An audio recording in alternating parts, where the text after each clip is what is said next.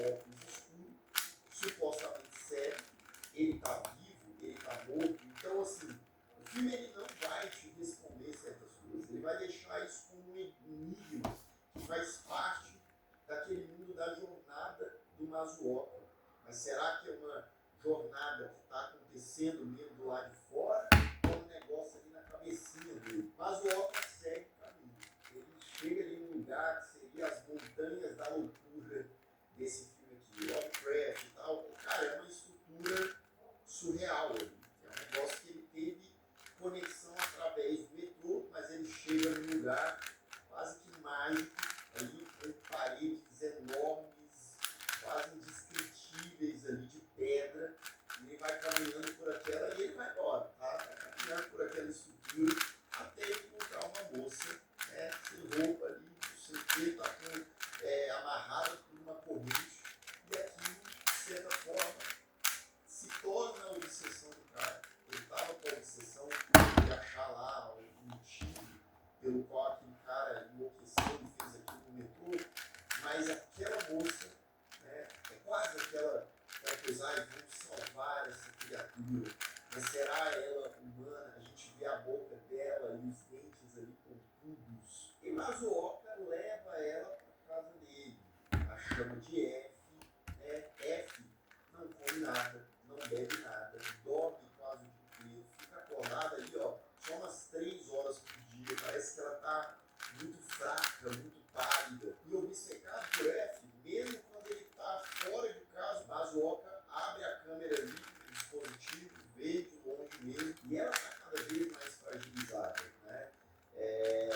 O Masuoka, em certo momento, recebe uma ligação na casa dele de uma voz misteriosa, de uma voz ameaçadora, e de vez em quando os personagens não falam nada com nada, aparentemente, mas sabem que ele está com aquela personagem ali, ele está com ela ali, né? Ele desliga o telefone, fica na dele, e algo acontece que muda tudo, né? Ele machuca o dedo em um certo momento, e ela fica ali simplesmente louca pelo sangue. Ele percebe isso, passa, né, a dar sangue dele para ela. Uma coisa ali vampiresca mesmo, né? Isso explica muito também dos dentes pontudos dela. E ele fala, né, como se ela agora fosse o animal de estimação dele. Animal de estimação esse que ele alimentava com sangue. Às vezes o dele, às vezes ele levava um animal ali e tal, só que o que realmente alimentava ela era o sangue humano. Bem, um certo dia, Masuoka está andando ali pela rua, uma mulher para ele e fala: eu sei que você está com fulano de tal, você está com a minha filha, solta a minha filha, você pegou minha filha, não sei o que. Ele simplesmente ataca essa mulher, mata essa mulher, num canto ali, debaixo de uma ponte, ele tira o sangue dela para levar, para estocar para F, e aí vira uma chavinha. Como assim? Como assim essa mulher acusou ele de estar com a filha dela? Será que tudo aquilo que o Masuoka está pensando é uma fantasia da cabeça dele? Ele sequestrou alguém e está tendo aquilo ali como se ela fosse um ser sobrenatural que ele estava salvando, que ele estava ajudando, né? E ele continua, ele mata uma outra moça, estudante, né? Ele leva o sangue ali para ter para mais uns dias ali para F. E isso, o Masuoka, ele vai se tornando cada vez mais caótico, cada vez mais perturbado. Ele vai andando pelas ruas ali e ele encontra personagens vestidos de preto, pessoas que parecem que estão perseguindo ele. Tem o cara lá, o cego com óculos escuros, que fala desses seres que vieram do mar, né, que são seres ancestrais ali que a gente esqueceu, de um conhecimento que a gente deixou para trás, meio que falando assim, o ser humano envelheceu, né? E de vez em quando, Masuoka está andando pela cidade mesmo, e ele enxerga de longe lá uns homens meio sapos, sabe? Uma coisa meio vinda do mar mesmo, ali, sem muita explicação, mas andando, porém, será a cabeça de Masuoka dentro de tudo aquilo? Será fruto da sua perturbação? Não aparece. Uma hora, Masuoka fica desesperado, né? Ele começa a... Porque muito do filme é narração em off, narração motivação do personagem.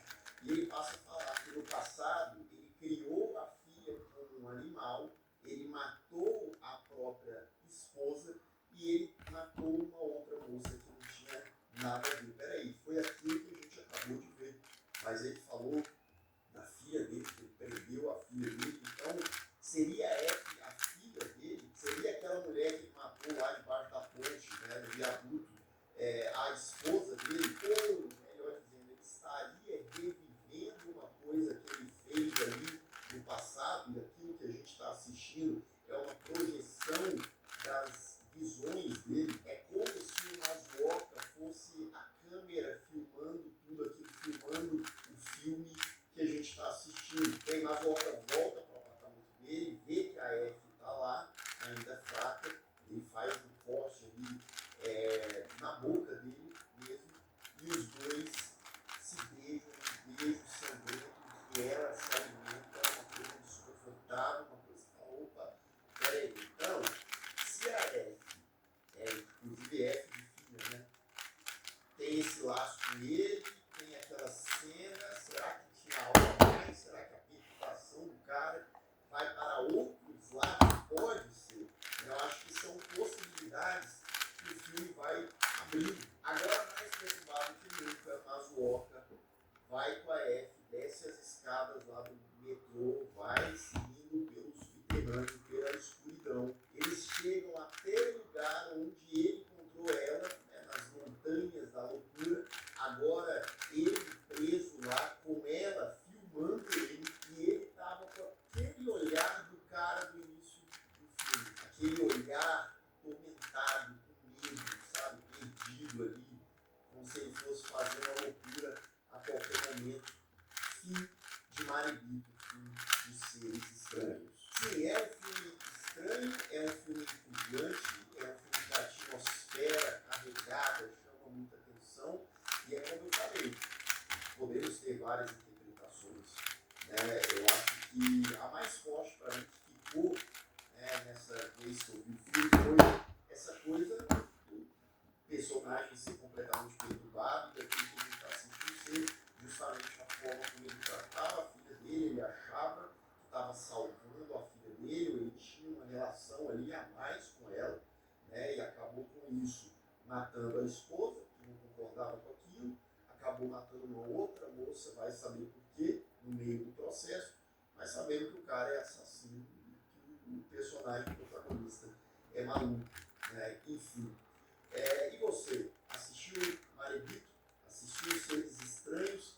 O que você achou desse filme? Lembrando, né? Ó, YouTube, dá uma procurada, assiste lá, depois você me conta aqui nos comentários. E se você ainda não é inscrito aqui no canal, você se... A nossa saudade não se explica. Sente-se. Sabes? Somos nós.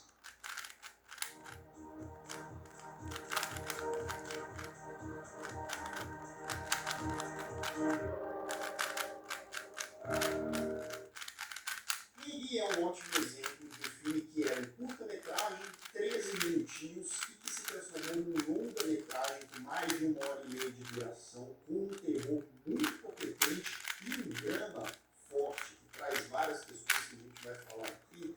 Um filme que dá um banho em muita coisa que saiu por aí recentemente, e afinal de contas, que diabo de filme é esse?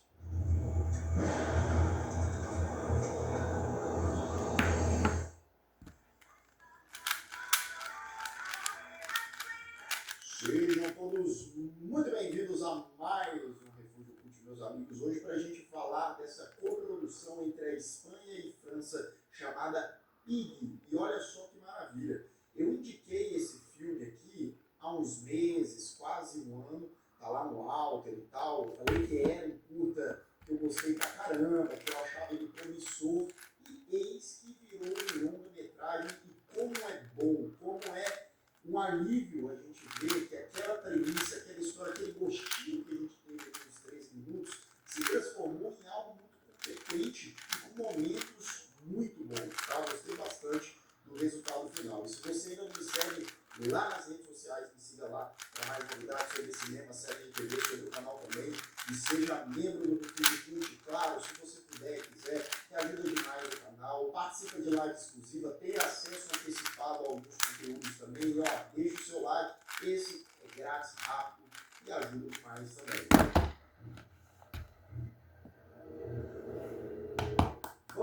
Pig se passa numa cidadezinha pequenininha, uma currutelinha ali na Espanha, né? Inclusive o filme ele tem esse ar meio folk horror, né? Do interiorzão ali, o solzão quente, pegando forte. E aí a gente segue a Sarah, que é uma moça ali para base dos 18, no máximo 19 anos.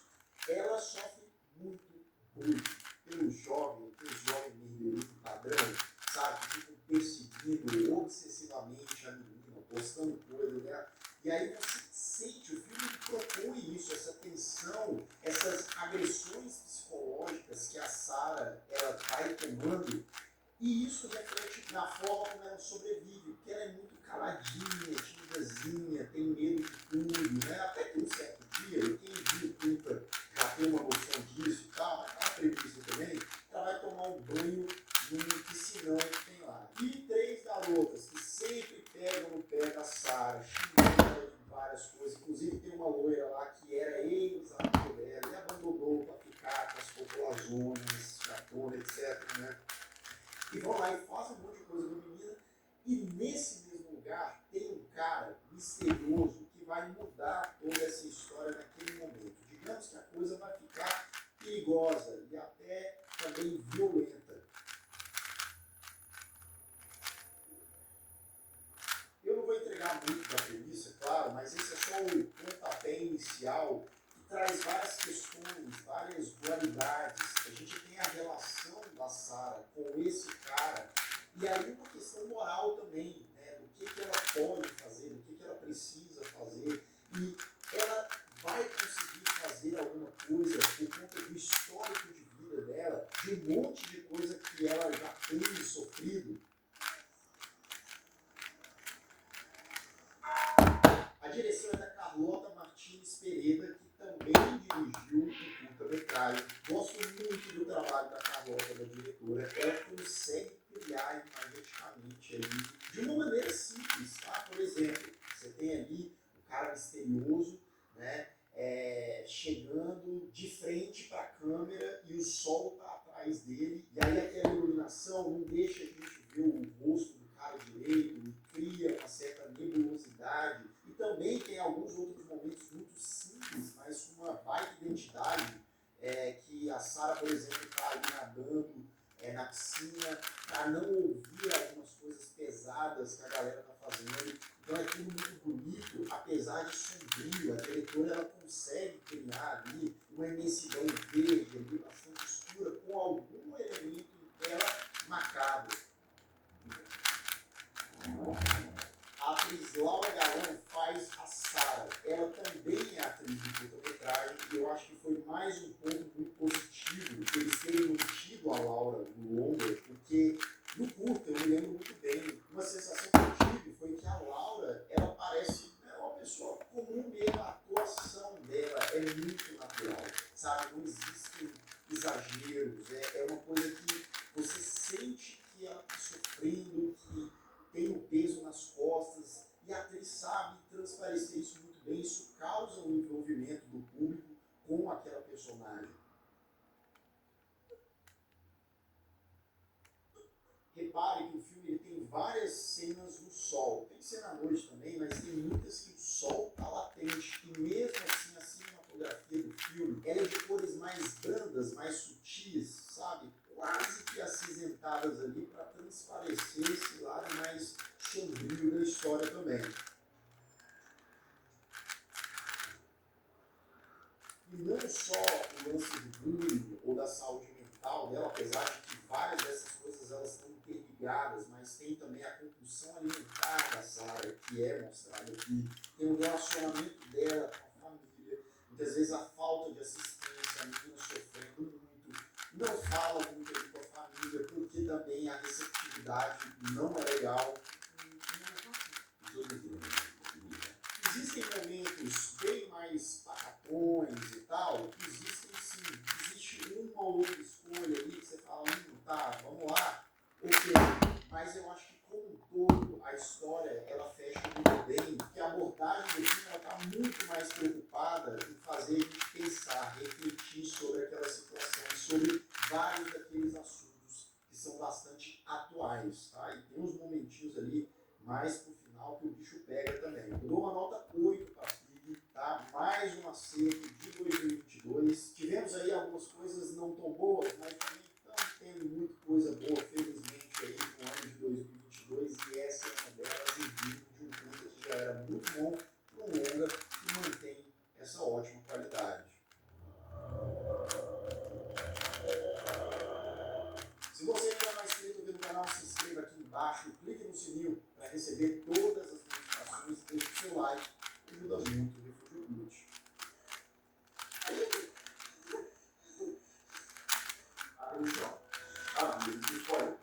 A partir de agora, continue sua conta e na cena então da piscina, né, a Sarah tá ali querendo curtir, cara, me deixa em paz ali na tranquilidade, só que as diabas meninas, né, ficam atacando ela, filmando, tirando foto, tava meio deserto lá, elas somem com as roupas dela, com o celular dela, ela fica ali à deriva, né, só de biquíni, envergonhada, e a gente vê um detalhe muito sutil, né, nessa cena, que tem uma hora ali que a Sarah ela mergulha e tem um cadáver do salva-vidas ali no lugar, só que a Sarah ela nem percebe. Então ela sai da piscina de biquíni, chorando, andando ali no meio do mato. Você fala, meu Deus, né, o que vai acontecer com essa menina? E detalhe, tem o tal do cara misterioso, que ele também estava nadando por lá, só que ele levanta, vai embora, né, entra no fundãozinho dele e vai.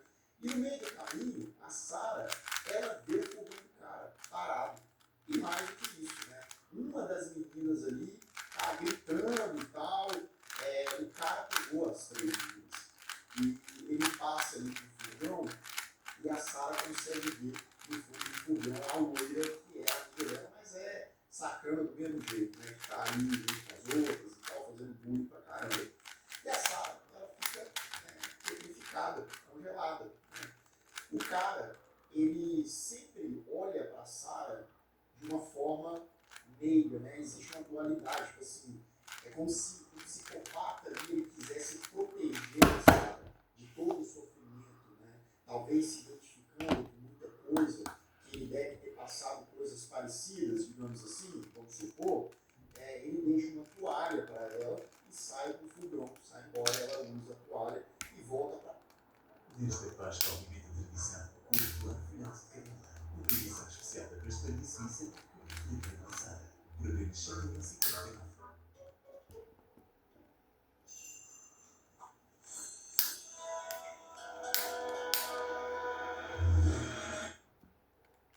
Volta para casa, claro, muito impactada. Sarah volta para casa, ela que já era muito calada, fica mais calada ainda. A gente sente na atriz ela pensando ali, na personagem, melhor dizendo, falo ou não falo? Se eu falar, pode dar ruim. Talvez uma forma de vingança. Elas mereciam aquilo, mas também elas podem morrer, eu não posso deixar isso acontecer. Nada disso é falado, mas a gente vê a dualidade nos olhares, no desespero dela.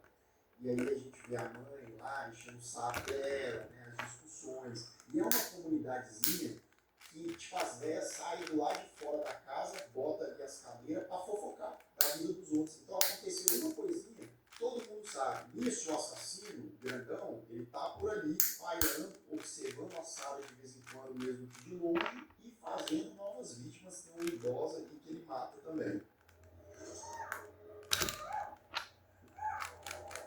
E já existe aqui nessa altura do filme uma pressão em cima da Sarah, porque algumas pessoas viram que ela estava lá na piscina e as meninas estão desaparecidas e acham que a Sarah sabe de alguma coisa e que não está querendo falar, e ela que já está abalada fica mais abalada ainda com aquela pressão, e ela sai à noite, né, naquela mesma noite. O filme ele se passa em algumas horas, né, porque ele se passa no começo daquele dia, acontece o incidente da piscina e agora temos a noite, né?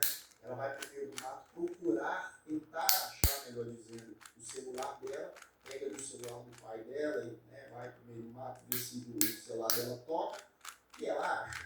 Né? Ela vai ali para uma casa abandonada e quem que ela dá de cara lá? Sim, o assassino, o maluco.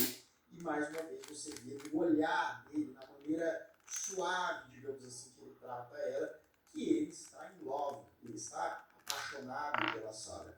Né? E ela, ao mesmo tempo que uma diretriz do cara, ela está admirada, ela não está entendendo muito bem, porque querendo ou não, aquele maluco é o único que protegeu ela, entre aspas, digamos assim. Né? Então você vê, ela já estava com a cabeça toda bagunçada, imagine agora.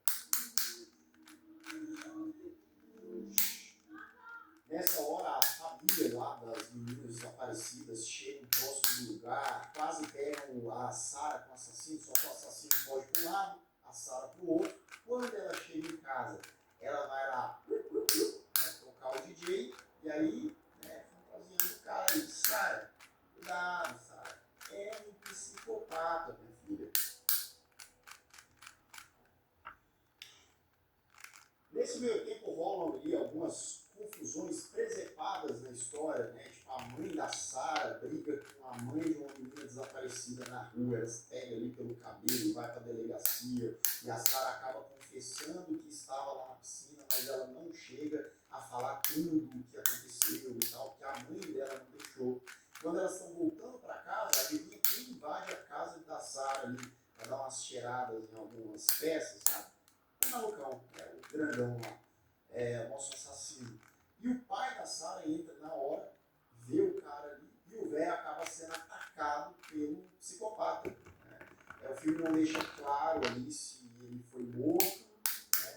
Mas ele machuca bastante. Nisso a Sarah e a mãe entram discutindo ali na casa, e o psicopata desce e fala, ó, não vai falar assim com o Sarinho não. E também, né, dá um bufetão ali na mãe.